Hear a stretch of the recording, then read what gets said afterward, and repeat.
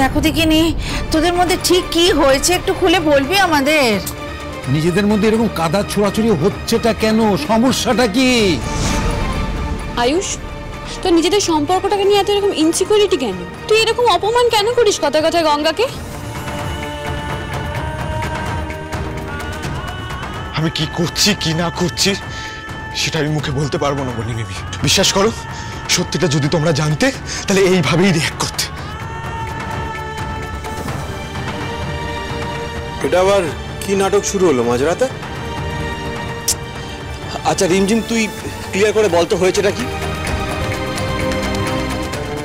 হ্যাঁ ঠিকই তো, এত ঝামেলা হঠাৎ করে শুরু হলো কেন সেটা তো বল। আসলে একটু আগে হঠাৎ একটা আওয়াজে আমাদের ঘুম ভেঙে যায়, তারপর আমরা কিছু না বুঝতে পেরে ওই সদর দরজার কাছে যেতে গিয়ে দেখি ঋষভ আর গঙ্গা ওই আড়ালে দাঁড়িয়ে আছে। আর ওটা দেখেই আয়ুষ। এবার বুঝলে তো আমি কেন রিঅ্যাক্ট করছি। এই ছেলেটা গঙ্গার ছোটবেলার বন্ধু, গঙ্গাকে গুন্ডাদের হাত থেকে বাঁচিয়েছিল বলে বাবা কয়েকদিনের জন্য এখানে থাকতে দিয়েছিল, কিন্তু তাই বলে আমাদের ভালো মানুষের সুযোগ নিয়ে গঙ্গাকে। প্লিজ আয়ুষ্মান বাবু, এবার চুপ করুন আপনি। আমি ভাবতে পারছি না এই কথাগুলো বলতে আপনার মুখে আটকাচ্ছে না। আপনি আপনি ঋষভকে নাই চিনতে পারেন, নাই বিশ্বাস করতে পারেন, কিন্তু আপনি আমাকে কেন বিশ্বাস করছেন? আমি তো আপনার স্ত্রী হিসাবে নিজের কর্তব্য পালনে কোনো রকম গাফিলতি করেছি, তারপরও কেন আমাকে বিশ্বাস করতে পারছেন না আপনি বলুন? আচ্ছা ঠিক আছে ঠিক আছে ঠিক আছে, এই নিজেদের মধ্যে কথা কাটাকাটি এবার একটু বন্ধ করো, চুপ করো সবাই। শোনো আয়ুষ, দাদু ভাই, আমার একটা কথা শোনো, গঙ্গা কি বলছে সেটা আগে মন দিয়ে শোনো। কথাবার্তা না শুনে কিসের ভিত্তিতে তুমি ওর ওপর মেজাজ হারাচ্ছ বড় দেখি?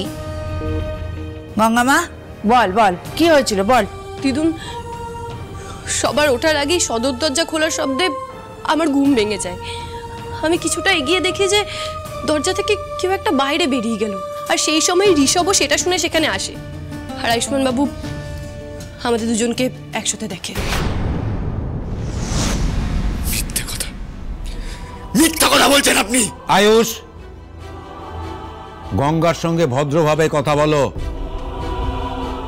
কেউ তো আছে যে সবার চোখের আড়ালে এই বাড়ি থেকে বাইরে বেরিয়েছে, কিন্তু সেটা কে আমরা সেটাই দেখতে গেছিলাম, আর এটাই সত্যি আয়ুষ্মান বাবু। সবাই তো জেগে গেছে দেখছি বাড়িতে, এবার সবার চোখ এড়িয়ে কি করে ঢুকবো বাড়িতে? এত রাতে বাড়ির বাইরে কে যাবে গঙ্গা? আর আমরা সবাই তো এখানে প্রেজেন্টই আছি, তাই না? তো সব বেকার বেকার চেঁচামেচি ঝামেলা কেন করছো? আমি নিজের চোখে কাউকে বাইরে বেরোতে দেখেছি। আমি শিওর এই মুহূর্তে বাড়িতে সবাই প্রেজেন্ট নেই। কি হয়েছেটা কি? সবাই এখানে দাঁড়িয়ে রাতের বেলা চেঁচামেচি করছো কেন? না না রিদ্ধি বাবা, তেমন কিছু হয়নি। আসলে কে যেন মাঝরাতে বাড়ি থেকে বেরিয়ে গেল বলছে, সেটা নিয়েই। এত চিৎকার চেঁচামেচিতে সবাই উঠে পড়লো, অথচ মম এখনো এলো না কেন? আচ্ছা স্যার, মম কোথায়? রুক্মিণী এখানে নেই, উনি তো ঘরে নেই। আমি ভাবলাম বোধহয় এখানেই এসেছেন, এখানে নেই।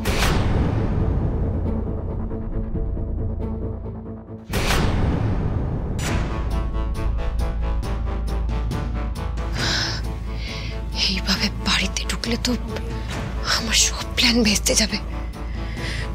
কিছু একটা উপায় আমায় ভাবতে হবে, কিন্তু আমি করবোটাই বা কি এখন? কি করা যায়?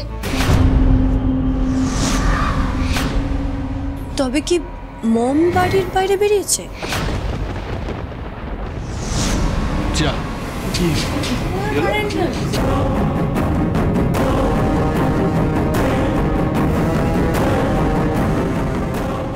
দাঁড়াও দাঁড়াও, আমি একটু ওই মেন সুইচটা একটু দেখে আসি মিটারের। দাঁড়াও দাঁড়াও।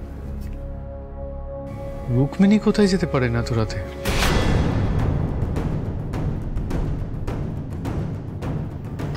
আমি একটু বাইরে গিয়ে দেখে আসি রুক্মিণী কোথায় গেল। দাঁড়ান ম্যাম, আমি দেখে আসছি। কি ব্যাপার, হঠাৎ করে কারেন্ট চলে গেল কেন গঙ্গা?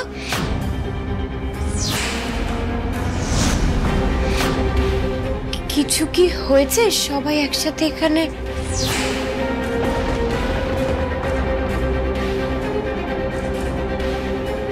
তুমি বাড়িতেই ছিলে তো রুক্মিণী?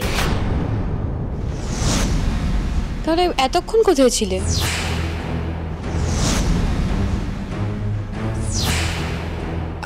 আমি তো ছাদে গেছিলাম, কালকে লক্ষ্মী পুজোর খাওয়া দাওয়া আছে না ছাদে, তাই পরিষ্কার করতে গেছিলাম।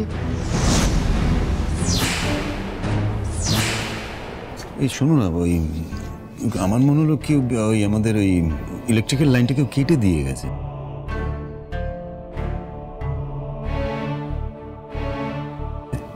না না, তোমাদের ঘাবড়ানোর কিছু দরকার নেই। আমি এখন ইলেকট্রিক অফিসে ফোন করছি, ওরা আসবে, সারিয়ে দেবে, আবার আবার আলো জ্বলে উঠবে। দাঁড়াও, আমি দেখছি, ফোন করি। কিন্তু মম, আমি, আয়ুষ্মান বাবু, তন্নি, দিভাই, আমরা সবাই তো এখানেই ছিলাম, এখানেই শুয়েছিলাম। আপনাকে তো উপরে যেতে দেখিনি, বরং কাউকে একটা সদর দরজা থেকে বাইরে চলে যেতে দেখলাম।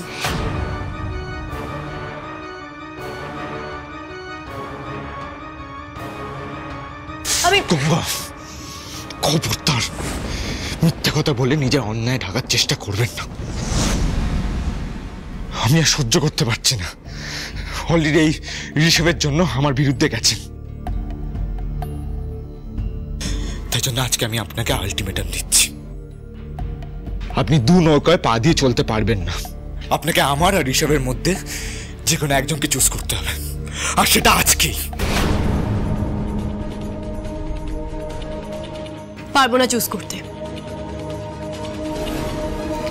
কারণ আমার কাছে দুজনের জায়গাটা আলাদা।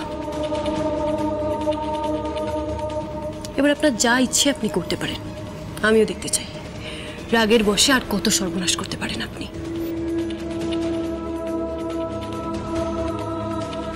না আপনার কোনো প্রশ্নের উত্তর দেব, আর না আপনার সাথে কথা বলবো। আমার প্রশ্নের না উত্তর দিয়ে কোথাও যাবেন না আপনি। আপনার এসব অবান্তর প্রশ্নের উত্তর দিতে আমি বাধ্য নই।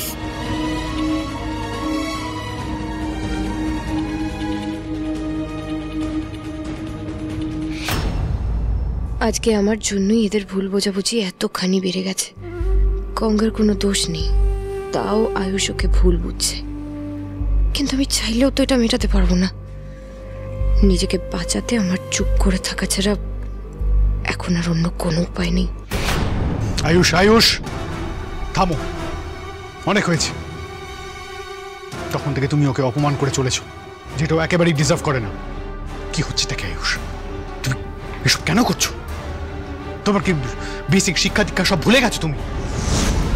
আর আমি বুঝতে পারছি না কিসের বেসিসে তুমি এরকম একটা কথা বলছো। ঋষভ আর তোমার মধ্যে চুজ করবে মানে এসব কি কথা? সেটা গঙ্গাকে জিজ্ঞেস করো না বাবা, ভাই ঋষভকে জিজ্ঞেস করো যে এতদিন বাড়িতে থেকে ও অ্যাকচুয়ালি কি করতে চেয়েছিল। ঋষভ আমাদের গেস্ট, ভুলে যেও না সেটা। আর তুমি গঙ্গাকে যা নয় তাই বলতে পারো না, যে তোমার স্ত্রী হলেও তুমি বলতে পারো না, এটা মনে রেখো। ও আজকে এরকম করছে কারণ ওর ধৈর্যের বাঁধ ভেঙে গেছে।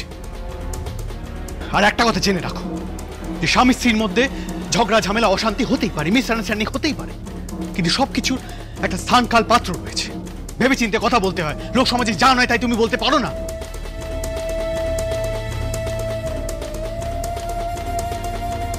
আমার মনে হয় আমাদের এসবের মধ্যে থাকার কথা নয়। আয়ুষ, গঙ্গার এসব তোমরা নিজেদের মধ্যে কথা বলে সমস্যাটা মিটিয়ে নাও। কিন্তু জাম্বব,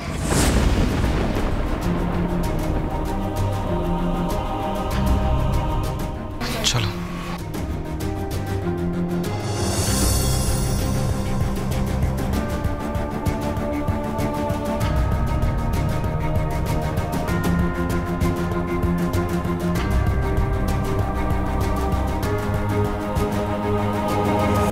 কি করছেন? বাবা যতই আমাদের মধ্যে মিসআন্ডারস্ট্যান্ডিং ক্লিয়ার করার চেষ্টা করুক না কেন, আমি জানি কোনটা ঠিক। তাই আমি একদমই ক্ষমা চাইবো না। ক্ষমা চাওয়াটা বা না চাওয়াটা তোমার ব্যাপার, কিন্তু সত্যি এটাই যে তুমি ভুল করছো। ও হয়তো গঙ্গাকে এতটা অবিশ্বাস করে এতগুলো খারাপ কথা শোনালে, যেখানে ও শুধু আমি তোমার কাছ থেকে কিছু শুনতে চাই না ঋষভ। তুমি ভুলে যাচ্ছ গঙ্গা আমার স্ত্রী, আর আমি হলাম গঙ্গার বন্ধু। নিজের বন্ধুর সাথে মাঝরাত হোক, দুপুর হোক, বিকেল হোক, দুটো কথা বলার অধিকার আমারও আছে। আর তখন সত্যি দরজাটা কে খুলেছে আর বাড়ি থেকে কে বেরিয়েছে সেটা দেখতেই আমরা বাইরে গেছিলাম। সেটা নিয়ে যে তুমি এত বড় একটা সিন ক্রিয়েট করে দেবে বুঝতে পারিনি আমি। কোনো অন্যায় না করে আমাদেরকে কাঠগড়ায় দাঁড় করাবে আর আমরা সেটা জাস্টিফিকেশন দেব, সেটা তো সম্ভব নয়। আর আপনি আয়ুষ্মান বাবু, এর আগে একবার আপনি আমাকে সন্দেহ করেছিলেন, ভুল করেছিলেন, আবারও সেই সেম কাজটা করছেন আপনি। একবার আমাকে সন্দেহ করবেন, অবিশ্বাস করবেন, তারপর আবার ক্ষমা চাইবেন আর এক্সপেক্ট করবেন যে আমি প্রত্যেকটা বার আপনাকে ক্ষমা করে দেব। বলুন